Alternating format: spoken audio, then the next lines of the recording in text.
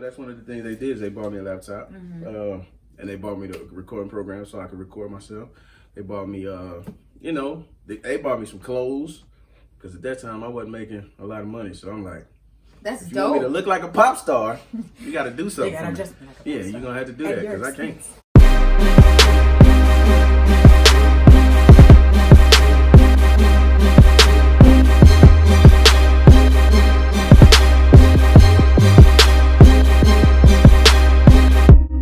Good people, what's happening? Listen, I'm excited because we're finally here at the very first episode of our new podcast. Is it my new podcast or ours? I think it's yours. Is it mine and you're here with me every time though? Yes. Fair enough. Okay, so it's my new podcast, but just like all women, she'll take it from me at some point. I'm just joking. I'm unpredictable. Who knows? Hey, listen, I expect it. I've been married a long time. It's all good. I love you all. Tick, tick, tick. So I'll give it to you. Our new podcast is called Sometimes People Are Trash, because that's just a fact. You know, it's just a fact. We all trash in our individual lives. We selfish sometimes. We all know people who are trash, and sometimes we're those people. So we just want to have conversations. I used to not be a believer of that. I used to see the good in everybody, no matter what they did. But Listen. the fact of the matter is, sometimes people are trash. Even the best of people, just sometimes you're trash, and it's okay. Yes. As long as you don't stay in your filth. Listen, we wouldn't need forgiveness if nobody ever needed forgiveness. That's what I say. So for all the times that you've needed forgiveness, we got you right here.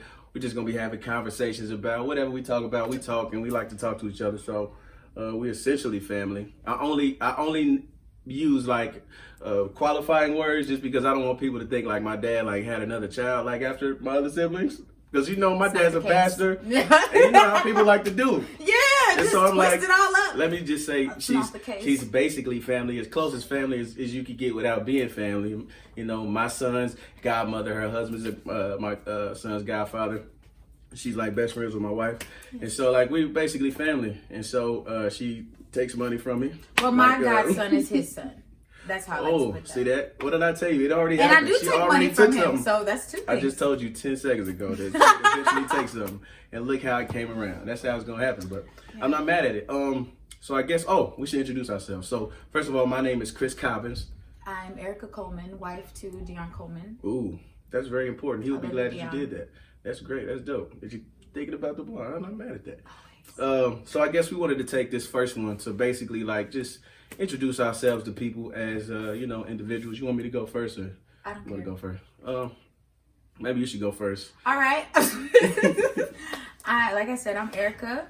I am not old and I'm not young. I am a spring child. I love nature. I am vegetarian, struggling with veganism. I love cheese and butter. I could stay away from milk. There's some milk alternatives. I have a puppy who is my pride and joy. Young Chione. What else? I don't know. I'm crazy. I'm goofy. I like science. And I like cartoons instead of documentaries. Yeah. You are a documentary hater. Yes. I forgot that about you. We have to talk about why you hate documentaries. Well, Because you prefer fake life to real life. I don't hate them. I don't hate documentaries. Okay. There are some that I fancy. Okay. I love World War II documentaries. I love it, but why specifically two though? I don't know. I think it's just people are trash. Sometimes people are trash, and the Holocaust kind of embodies that. But I just like to see how. Yeah, I don't know. I don't know. Just the thought process and the decline of the mental state of the Nazis. Or the Soviet Union, is that what it was? They got heavy real fast, yeah. The Nazis, yeah.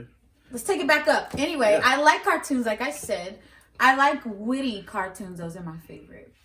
So, what cartoons would you say right off the top, your top three? So, I loved Bob's Burgers, but then they started to get weird, so I stopped watching that. The Simpsons are amazing.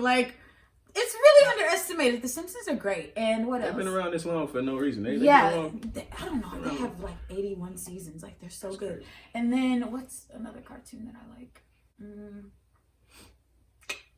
I don't know. Anything Disney, really. I don't think I watch cartoons at all. Besides when I watch SpongeBob. I was going to say SpongeBob, but I didn't want to throw that. Yeah, okay. So I see your style. Yeah.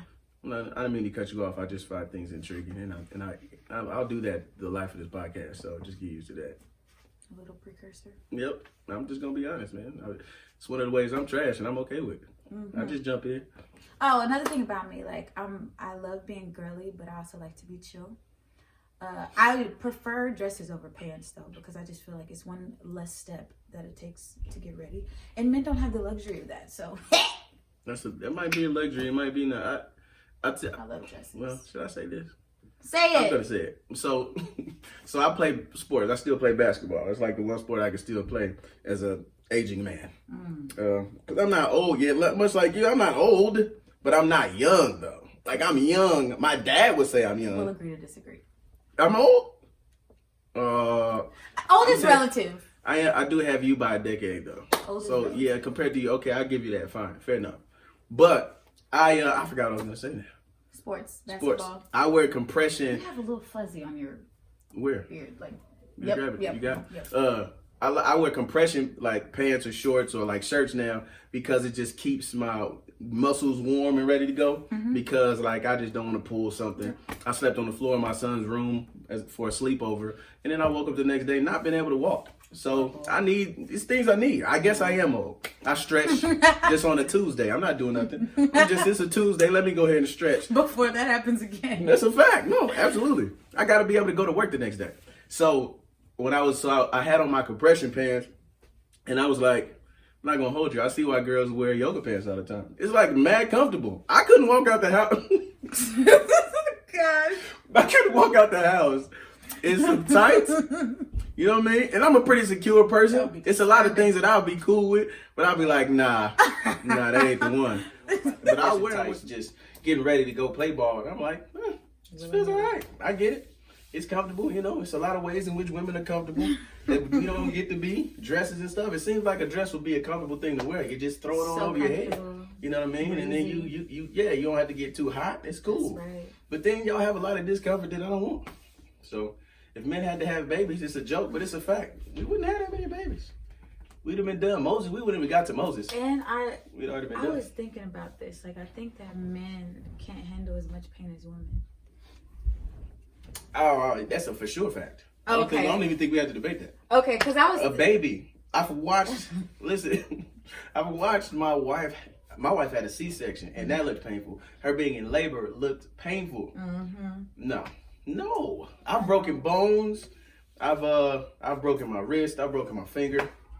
I've broken both my ankles. I broke my leg when I was a kid. I broke mad bones. I broke my collarbone. Never. No, but that's not even.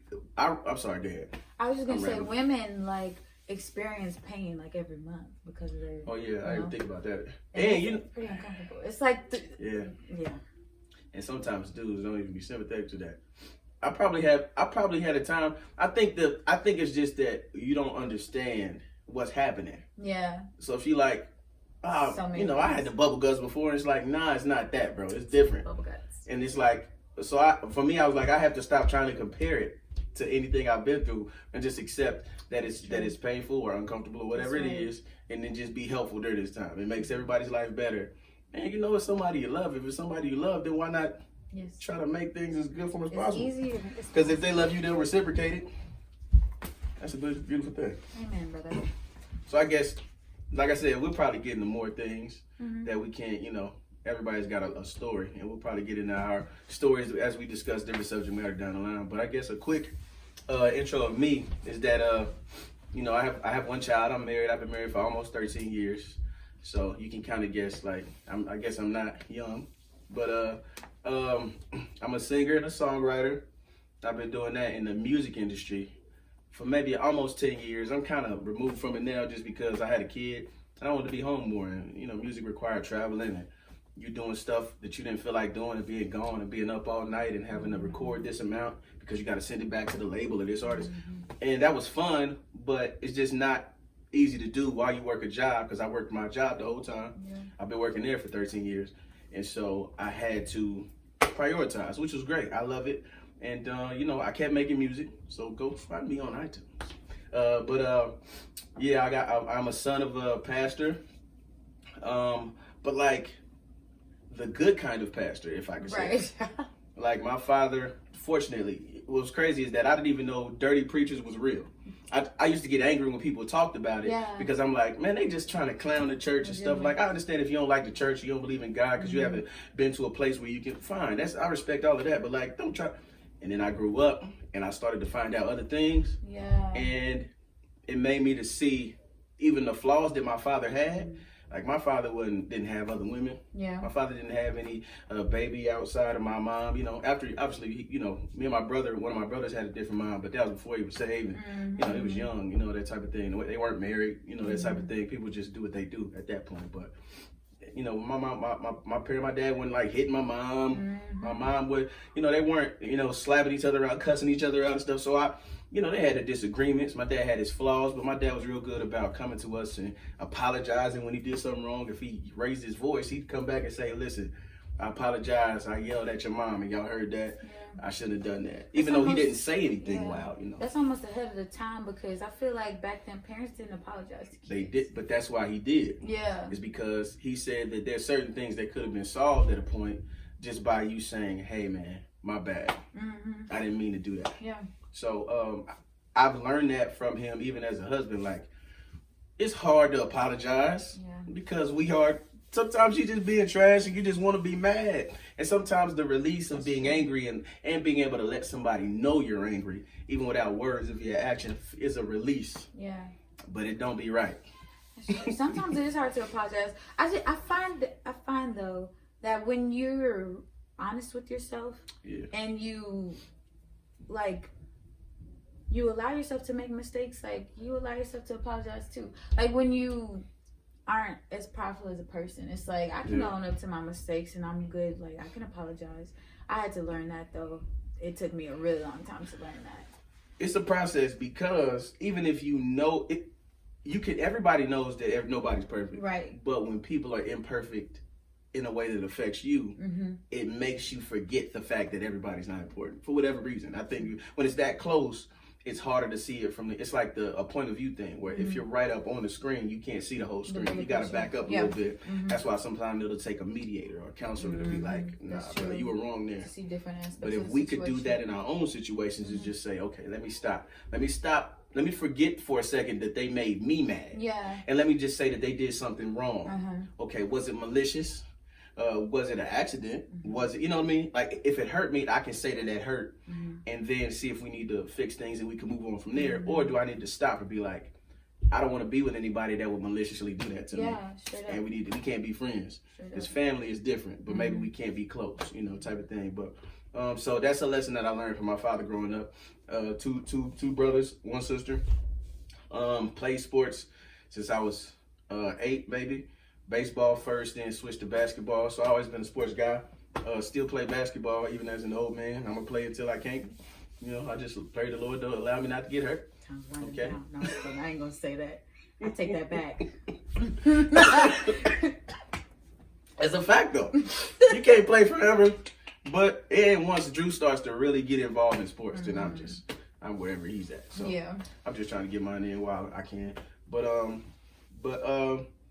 that's kind of the gist of it. It's a lot of different pockets of like stories I can get into just from being in the music industry. I guess I could say, just for the sake of you guys knowing, that I was nominated for a Grammy Award in like 2011. What? And I won a couple of Stellar Awards, and you know, so I was doing real music. Not really.